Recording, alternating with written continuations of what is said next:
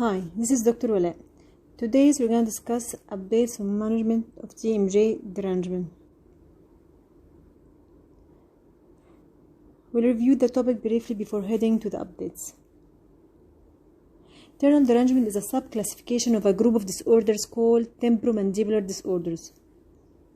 TMDs is a general term that includes intra- and extra-articular disorders affecting TMJ masticatory muscles as well as associated structures, such as teeth occlusion, and they are characterized by abnormal function of TMJ. Word derangement means abnormal arrangement of TMJ components, simply glenoid fossa, articular eminence, condyle head, and disc, which consist of intermediate zone, anterior and posterior bands, which giving it a bow tie shape.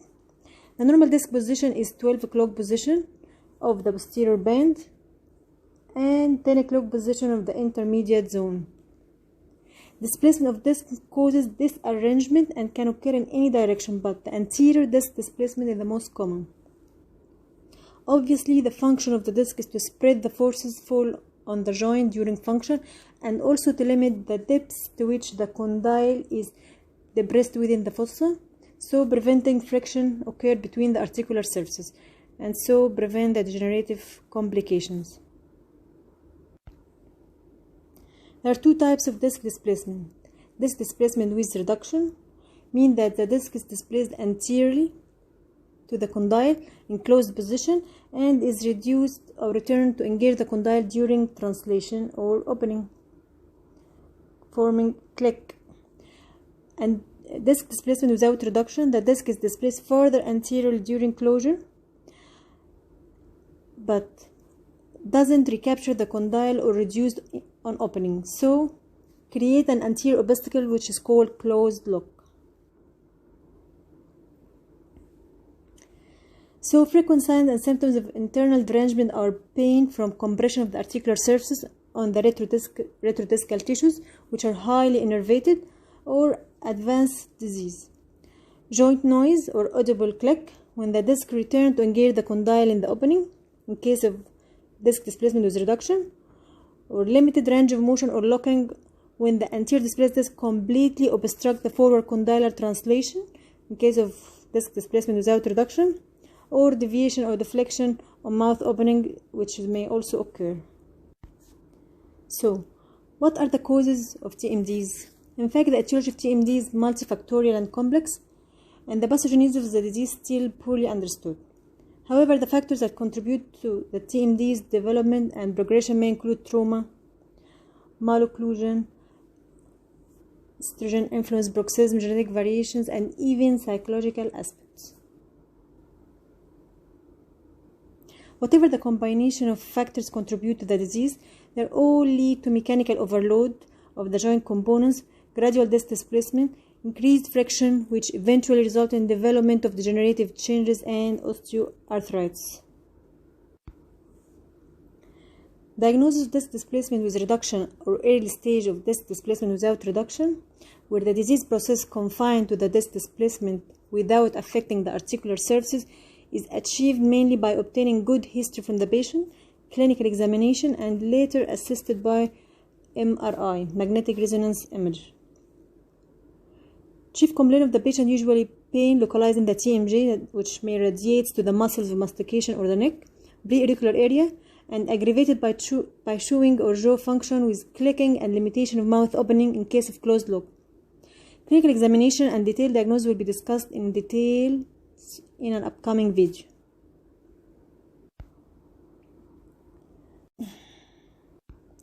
And this is the normal condyle disc relation, where the intermediate zone of the disc is in 10 o'clock position in closed mouth view between the anterior superior slope of the condyle and posterior superior slope of the eminence.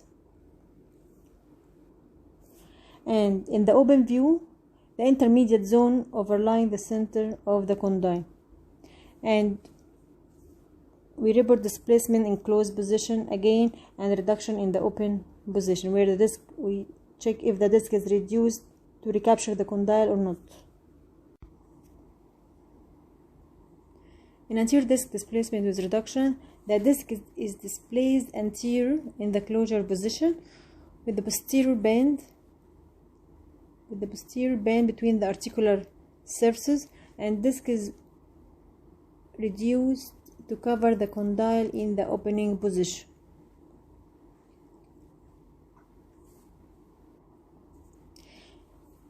In closed lockout disc displacement without reduction, here is the disc is displaced, the black bow tie. The disc is displaced anterior to the condyle enclosure and doesn't recapture the condyle in opening. Why this happened? The disc displacement without reduction progressed to displacement without reduction due to prolonged untreated condition and redundancy of retrodiscal tissues.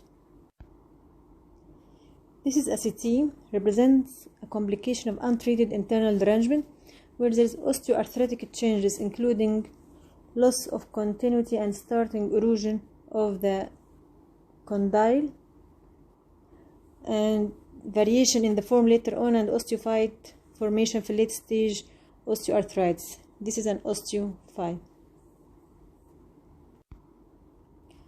The management options for TMDs in general vary according to the severity of the disease to the following: non-invasive and minimal invasive treatments where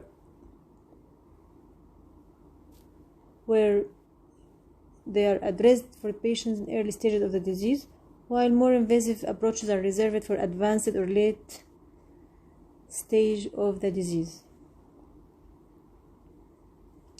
Clinically, non-invasive or conservative methods such as medical treatment, occlusal splints, or exercise therapies are used as a first step in the management of TMJ disc displacement with quite efficient results. Medical treatment usually includes non-steroidal anti-inflammatory drugs, muscle relaxants, anxiolytics, opioid, and even topical medications. Despite the ease of use and popularity of them, the studies that support or refute their long-term effectiveness are equal. The idea of using splint therapy is that it changes the condylar position, establish stable occlusal relation with uniform teeth contact, change the neuromuscular activity, or increase the vertical dimension of occlusion with the help of relieving pressure exerted on the retrodiscal tissues, and so helping the pain relief because these tissues are highly innervated.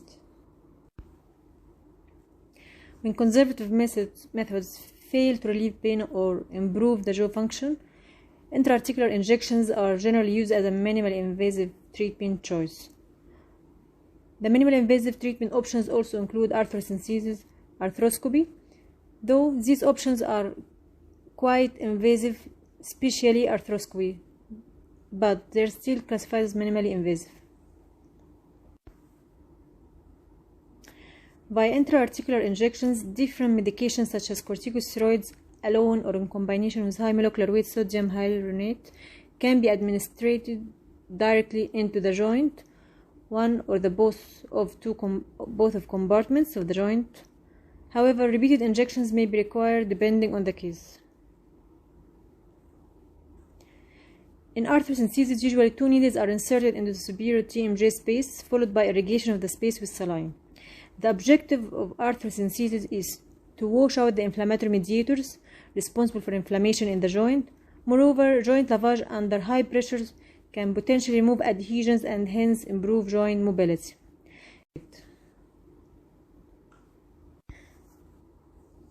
Arthroscopy is similar but with the ability to visualize and manipulate intra-articular space.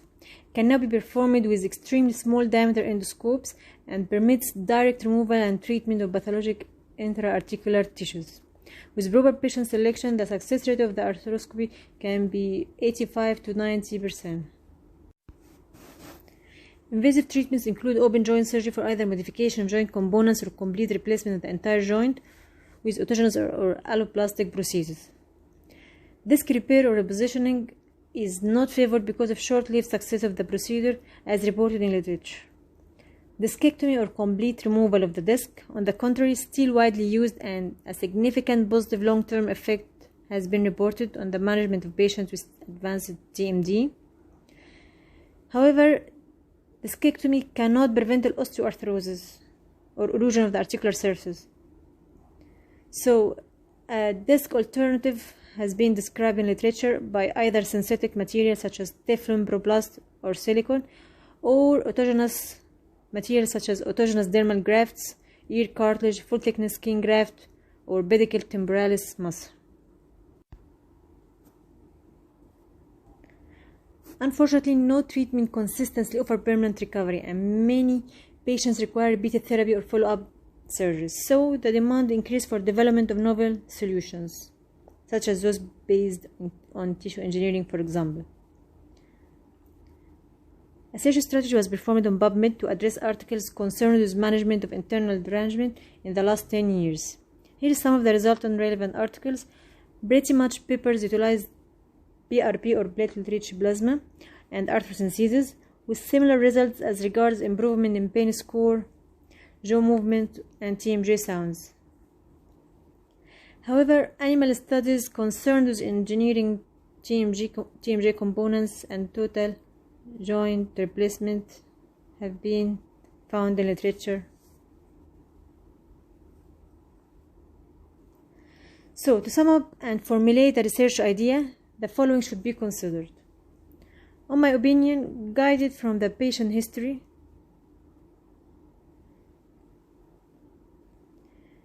which is very important diagnosis, a psychological approach should be addressed if stress is the main causative factor. Otherwise, long-term success of any treatment modality would be questionable. Arthrocentesis, which washes inflammatory mediators, could be combined with platelet-rich plasma at different intervals or growth factors. By arthroscopy, the surgeon can also remove scar tissue and thicken cartilage, reshape parts of the jawbone, reposition the disc, and tighten the joint to limit the movement. One of the promising non-surgical treatment methods is an intra-articular injection of drugs, such as corticosteroids, analgesics, and antidepressants. However, the side effects of drugs due to frequent injection and overdose include dizziness, dry mouth, possible drug dependency, so their delivery has recently been investigated to be through the use of nano or micro particles. These nanoparticles are currently considered a promising strategy primarily due to controlled release of drugs, proteins, or growth factors, etc. Total joint replacement is performed only in end-stage TMD or intra-articular pathology that leads to anatomical distortion of TMJ with subsequent mandibular dysfunction and pain. TMJ joint replacement using autologous tissue or metallic prostheses have been investigated. The autologous reconstructions favor in children due to their ability to grow and remodel, while alloblasts are preferred for adults. Although erosion and heterotropic bone formation are described in cases where alloblastic devices are used, newer custom-made prostheses seem to offer favorable long-term outcomes up to 15 years.